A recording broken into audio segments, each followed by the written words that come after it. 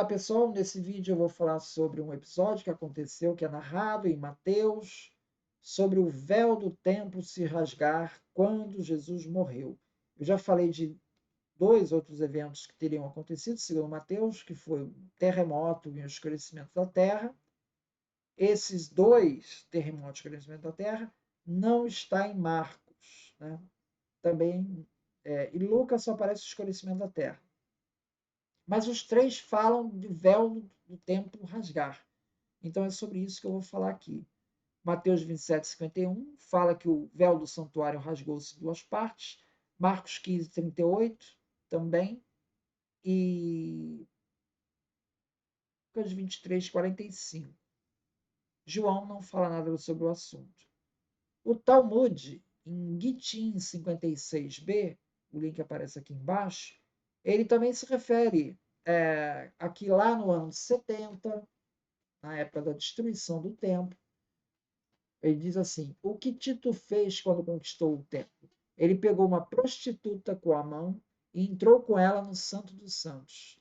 Ele então estendeu o rolo da Torá embaixo dele e cometeu um pecado, ou seja, teve relações sexuais com ela enrolado no rolo da Torá. Depois ele pegou uma espada e cortou a cortina que separava o santuário do Santo dos Santos. E o milagre foi realizado e o sangue jorrou.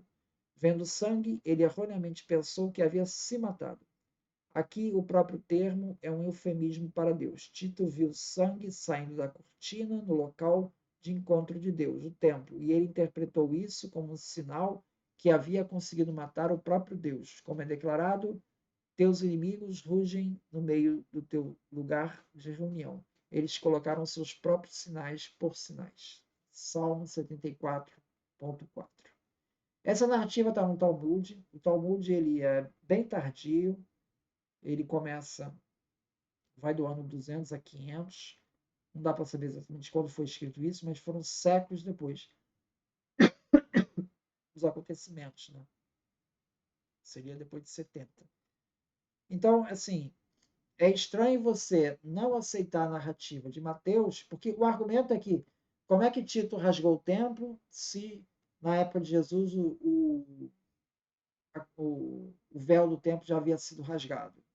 Né? Se rasgou na época de Jesus, Tito chegaria lá, o véu já estaria rasgado ainda, né? Teria trocado o véu. Bom, essa seria uma crítica que é feita, né? Mas aí a questão é, por que você não aceita o relato de Mateus, que todos concordam está aí no século I, está se referindo a Jesus, então estamos aí a uns 40 anos depois dos acontecimentos, esse você não aceita. Agora, o do Talmud, que está há 400 anos depois dos acontecimentos, esse você aceita. Então, entendeu? Em matéria de datação, né? O Talmud é que está mais prejudicado, né? Porque já está. É uma história que aparece 300, 400 anos depois. Então, é complicado aceitar essa narrativa do Talmud, né? Josefe e Antiguidades Judaicas, livro 3, capítulo 5, ele se refere aí ao véu do templo, né? Ele fala assim: puseram à entrada 5 colunas de ouro sobre bases de bronze, e por cima do tabernáculo se estenderam véus de linho, cor de púrpura, jacinto escarlate. O primeiro desses véus tinha 10 côvados e cobria as colunas que separavam esse lugar tão santo de todo o resto, a fim de impedir a vista dos homens. Tudo isso era chamado santo, mas o espaço contido entre essas 4 colunas era chamado Santo dos Santos. Sobre este véu que acabo de falar, estavam representadas todas as espécies de flores e proteção de animais. O segundo véu era semelhante ao primeiro, tanto na matéria quanto no tamanho. Estava fixado no alto por presilhas e descia, cobrindo até a metade as 5 colunas. Era o lugar por onde entravam os sacerdotes.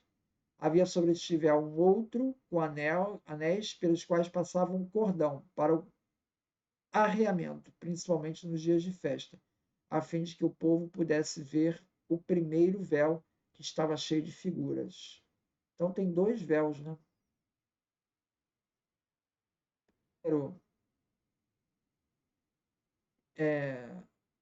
o segundo, ele era aberto, né? Tinha essa abertura, mas o primeiro véu que ficava fechado, né?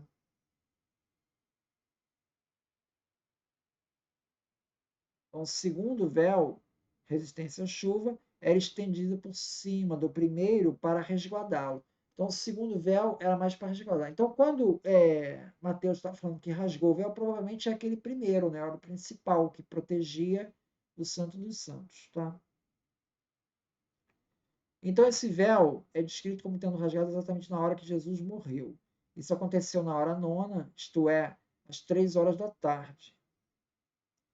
Curiosamente, este era o período em que os sacrifícios da tarde eram oferecidos no templo. Tá? Hebreus 9, versículos 3 ao 8, ele interpreta o véu do templo que se rasgou como tendo um significado simbólico muito importante. Né? Porque o véu escondia o lugar em que a presença de Deus se revelava mais intensamente. Então, de forma simbólica, o véu do templo apontava para a impossibilidade do homem se aproximar do Senhor. Somente uma vez por ano o sumo sacerdote tinha permissão de ir além do véu e entrar no Santo dos Santos. Mas Cristo, o sumo sacerdote eterno, segundo Hebreus capítulo 6, 19, entrou de uma vez por todas na presença de Deus no Santo dos Santos. Então a obra expiatória de Jesus, ele abriu o caminho para Deus. Mediante seus méritos, o véu que separava Deus foi rasgado. Nesse sentido, Hebreus, né, carta aos Hebreus, esclarece que o véu que se rasgou simboliza a própria morte de Jesus, que possibilitou ao redimido o acesso ao Santo do Santo Celestial.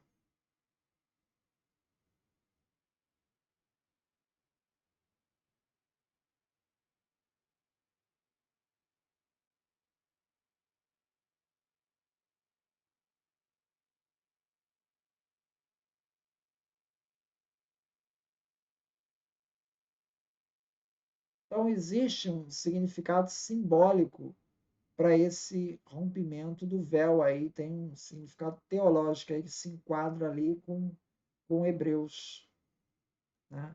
Na passagem de Hebreus. Então, com o véu rasgado, né? A entrada a Deus, né, está franqueada através do sangue de Jesus, a todo e a qualquer pessoa. Então, esse episódio é narrado nos 3 evangelhos, né? Então, já não temos aí o problema da multi, né, corroboração. Né? O terremoto temos só em Mateus. Né? Aí fica a pergunta, por que os outros não falaram do terremoto?